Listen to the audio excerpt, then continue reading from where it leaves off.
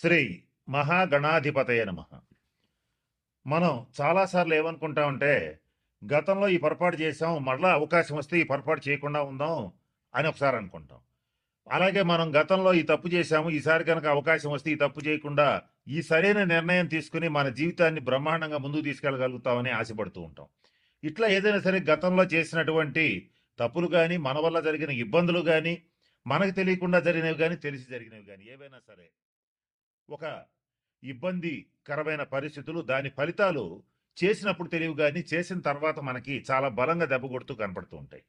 అటువంటి వాటి నుంచి తప్పించుకోవటానికి ఒక 136 రోజుల పాటు, అంటే జూలై 27, 2026 నుంచి డిసెంబర్ 10, 2026 వరకు శని వక్రించి ఈ 136 రోజుల పాటు మనం ఏదైతే చెయ్యాలనుకుని మిస్ అయిపోయామో గత 2.5 సంవత్సరాల్లో, అది మళ్ళీ చేసి సక్సెస్ సాధించడానికి, జరిగిన తప్పులు దిద్దుకోవడానికి, జరిగిన ఇబ్బందుల నుంచి బయటపడటానికి ఒక 4 రాసుల వాళ్ళకి మంచి రాజయోగం ఇస్తూ అవకాశం ఇస్తున్నటువంటి శని వక్రగ్రహ సంచారం ఏదైతే ఉందో, ఈ 4 రాసుల వాళ్ళని ఏ రకమైనటువంటి నిర్ణయాలు తీసుకుంటే, ఏ తప్పులు సరిచేసుకుంటే ఎలా ముందుకు వెళ్ళొచ్చు అనేటువంటి అంశం గురించి జ్యోతిశాస్త్ర పరంగా కొన్ని సూచనలు, సలహాలు ఇప్పుడు నేను మీకు తెలియచేయడానికి ప్రయత్నం చేస్తాను. ఇక తర్వాత రాశి వృషభ రాశి వాళ్ళు. వీళ్ళకి వృత్తిరీత్యా అంటే చేసేటువంటి ఉద్యోగం కానీ, వృత్తి కానీ, వ్యాపారం కానీ 136 రోజులు ఒక ఛాలెంజ్ అని చెప్పొచ్చు.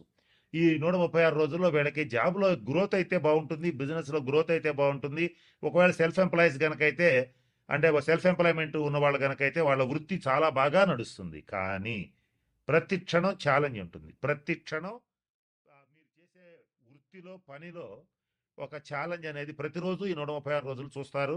కానీ అదృష్టవశాత్తు గురుబలం బాగుంది గనక డెఫినెట్గా సక్సెస్ అయితే అవుతారు. కానీ ఆ ఛాలెంజెస్ని ఎదుర్కొనే క్రమంలో భాగంగా బ్యాలెన్స్ కోల్పోవద్దు. సహజంగానే వృషభ రాశి వాళ్ళకి ఓర్పు, సహనం ఎక్కువగా ఉంటాయి. ఎక్కువగా ఉన్నప్పుడు ఈ టైంలో మాత్రం మీ ఓర్పుకి, సహనానికి శనీశ్వరుడు పరీక్ష పెట్టడానికే వక్రిస్తున్నాడు. కాబట్టి అది గమనించుకుని మరింత ఓర్పుగా, సహనంగా ముందుకెళ్ళండి. కుటుంబంలో ఉన్న భేదాభిప్రాయాలు కూడా మరలా రివీల్ అయ్యే ఛాన్స్ ఉంది. జీవిత భాగస్వామితో కొంతకాలం పాటు దూరంగా ఉండటం కానీ, లేదా కొంత డిస్టర్బెన్స్ రావటం కానీ జరిగే అవకాశం ఉంది. ఇలాంటివి వచ్చినప్పుడు మరింత జాగ్రత్తగా నిర్ణయాలు తీసుకోండి. ఈ విషయంలో ఏం చేయాలో మీకు ఆల్రెడీ తెలుసు. తెలిసిన దాన్ని నిర్లక్ష్యం చేయకుండా, వృషభ రాశి వాళ్ళకి ఈ 136 రోజుల్లో ఏంటంటే ఒక నిర్లక్ష్యం, నిర్లిప్తత, ఈ ధోరణి బాగా పెరిగిపోతుంది. అసహనం, అలాగే కొంచెం బద్ధకం ఇలాంటివన్నీ వచ్చేస్తాయి. ఈ వీటిని ఉద్దేశపూర్వకంగా మీరు మానుకుని నిర్ణయాలు తీసుకోవాలి. అప్పుడు గ్యారంటీగా ఈ 136 రోజుల్లో మీరు సక్సెస్ అయిపోతారు. అంటే వృద్ధులు, వికలాంగులు ఎవరన్నా ఉంటే వాళ్ళకి సహాయం చేయండి. అది ఆర్థికంగా కావచ్చు, అలాగే వాళ్ళకి సర్వీస్ చేయటం కావచ్చు. వికలాంగులు ముఖ్యంగా ఎవరైనా కుంటి వాళ్ళు ఎవరైనా ఉంటే వాళ్ళకి ట్రైసైకిల్స్, అంటే 3 చక్రాల బండ్లు ఇవ్వటం కానీ, లేదా వాళ్ళ ఆసుపత్రి ఖర్చులకు డబ్బులు ఇవ్వటం కానీ. రోగుల్లో కూడా మామూలు రోగులు కాదు, దీర్ఘ రోగులు. కొన్ని దీర్ఘ రోగులకి, తరుణ రోగులకి తేడా ఏంటంటే, తరుణ వ్యాధులు అంటే అప్పుడు వచ్చి అప్పుడే వారం 10 రోజుల్లో తగ్గిపోతాయి. దీర్ఘ రోగులు అంటే నెలలో, సంవత్సరాల తరబడి వాళ్ళు రోగిష్ట వాళ్ళనే ఉంటారు. వాళ్ళకి సేవ చేయండి. ఇంకా కుదిరితే ఈ 6 రాసుల వాళ్ళు ఎవరైనా రక్తదానం చేసే అలవాటు ఉంటే చెయ్యండి, అది మీకు మంచిది.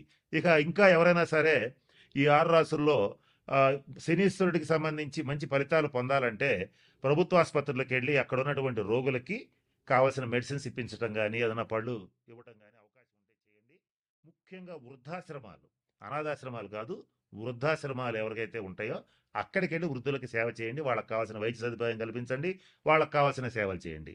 శని గ్రహం అనేటువంటి వృద్ధుల్ని సూచిస్తుంది, నల్లటి వాళ్ళని సూచిస్తుంది, కుంటి వాళ్ళని సూచిస్తుంది. అలాగే నలుపుకు సంబంధించినటువంటి విషయాలు, నూనెలకు సంబంధించిన విషయాలు, పత్తికి సంబంధించిన విషయాలు సూచిస్తుంది.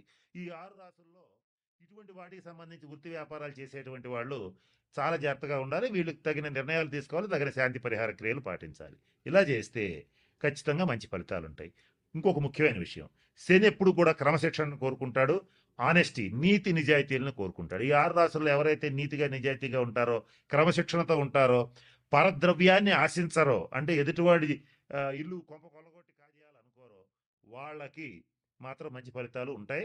ఏదైతే నేను చెప్పినట్టుగా ఎవరో ఒకళ్ళ ఆస్తి కలుపుకుందాం, ఏదో ఒక రకంగా వాడి ఆస్తి వాడిని బెదరగొట్టో, భయపెట్టో, లేదా ప్రలోభాలకు గురి చేస్తూ లాక్కుందాం అనేటువంటి వాళ్ళు కానీ, తీవ్రంగా మద్యపానం చేసేటువంటి వాళ్ళు కానీ, అలాగే నిషేధిత ప్రదేశాలు అంటే జూద గృహాలు, వ్యభిచార గృహాలు ఇటువంటి వాటి దగ్గరికి వెళ్ళేటువంటి వాళ్ళు గాని, వాళ్ళని మాత్రం ఈ 136 రోజులు కర్మకారకుడైనటువంటి శనీశ్వరుడు ఖచ్చితంగా ఇబ్బందులు పెడతాడు.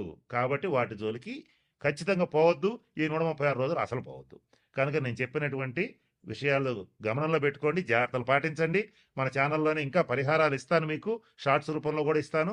వాటిని పాటించి ఈ 136 రోజులు మీకు అత్యంత అనుకూలంగా మార్చుకోవచ్చు.